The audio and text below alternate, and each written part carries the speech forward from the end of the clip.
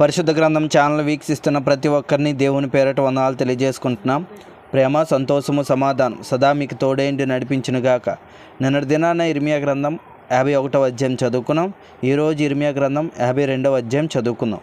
సిద్కియా ఏలన ఆరంభించినప్పుడు అతడు 21 సంవత్సరముల వాడు. అతడు యెరూషలేములో 11 సంవత్సరములు ఏలెను. అతని తల్లి పేరు హముటాలు. ఈమె లిబ్నీ ఊరివాడైన ఇర్మియా కుమార్తె.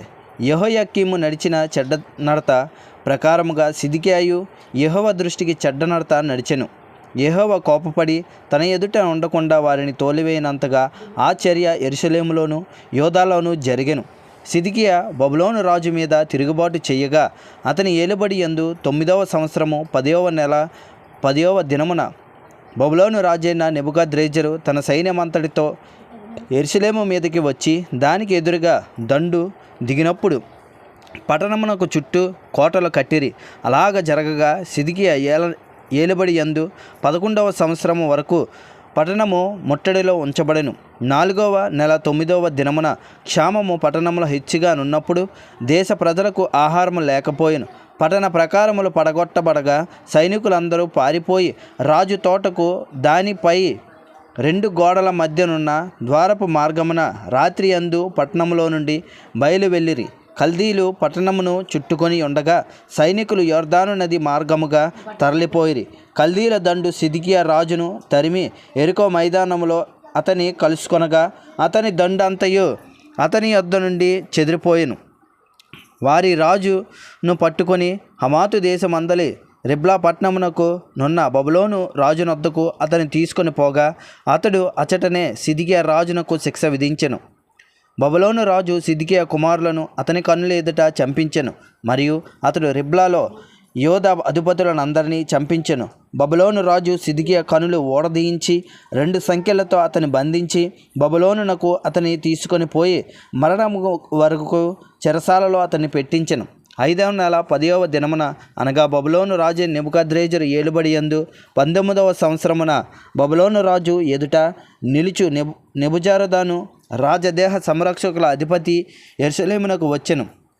అతడు యెహోవా మందిరమును రాజనగరును యెరూషలేములోని గొప్పవారి ఇండ్లన్నిటినీ కాల్చివేసెను. మరియు రాజదేహ సంరక్షకుల అధిపతితో కూడా నుండిన కల్దీల సేన సంబంధులందరూ యెరూషలేము చుట్టూనున్న ప్రాకారములన్నిటినీ పడగొట్టిరి.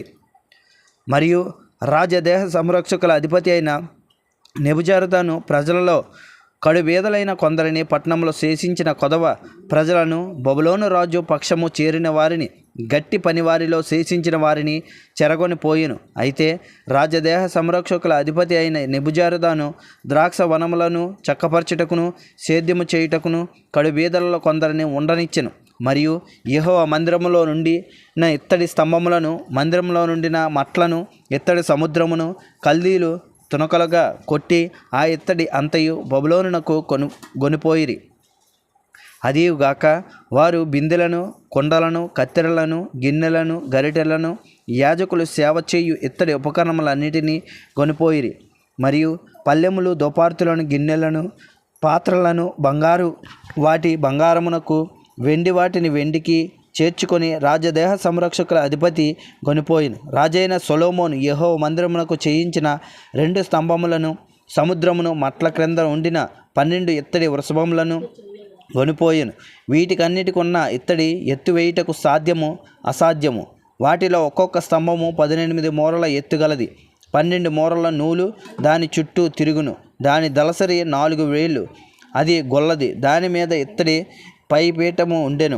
ఒక పైపీఠము 5 మూరల ఎత్తుగలది. పైపీటకు చుట్టూ అల్లిన వల అల్లికయు దానిమ్మ పండ్లను ఉండెను. అవి అన్నీ ఇత్తడివి. ఈ స్తంభమునకు ఆ స్తంభమునకు అలాగనే దానిమ్మ పండ్లు ఉండెను. ప్రక్కల యందు 96 దానిమ్మ పండ్లు ఉండెను. చుట్టూ ఉండిన వల అల్లిక మీద దానిమ్మ పండ్లు అన్నీ 100. మరియు రాజదేహ సంరక్షకుల అధిపతి ప్రధాన యాజకుడైన శెరాయ రెండవ యాజకుడైన జెఫన్యాయు 3 ద్వారపాలకులను పట్టుకొనెను. అతడు పట్టణంలో నుండి యోధుల మీద నియమింపబడిన ఒక ఉద్యోగస్తుని పట్టణంలో దొరికిన రాజ సన్నిధిలో నిలుచు 7 మనుషులను దేశ సైన్యాధిపతి యగు వాని యొక్క లేఖరిని పట్టణపు మధ్యను దొరికిన 60 మంది దేశ ప్రజలను పట్టుకొనెను.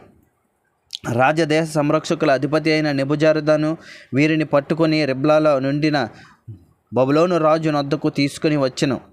బబులోను రాజు హమాతు దేశమందలి రిబ్లాలో వారిని కొట్టించి చంపించి యోధా వారిని తమ దేశంలో నుండి చెరగొని పోయెను.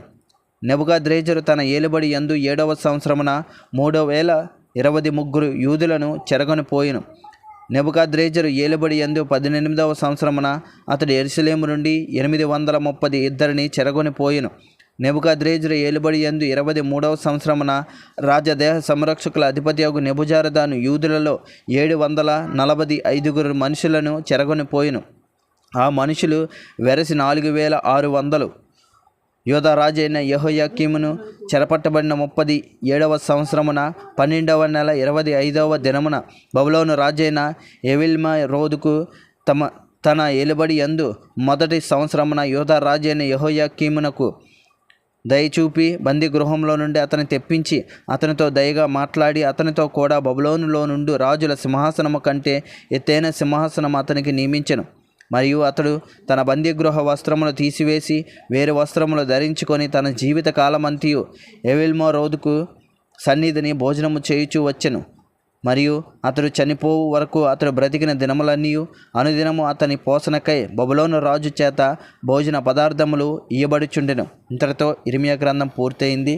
రేపటి దినాన విలాపవాక్యములు 1వ అధ్యాయం చదువుకుందాం.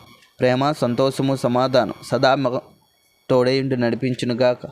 ఆమెన్.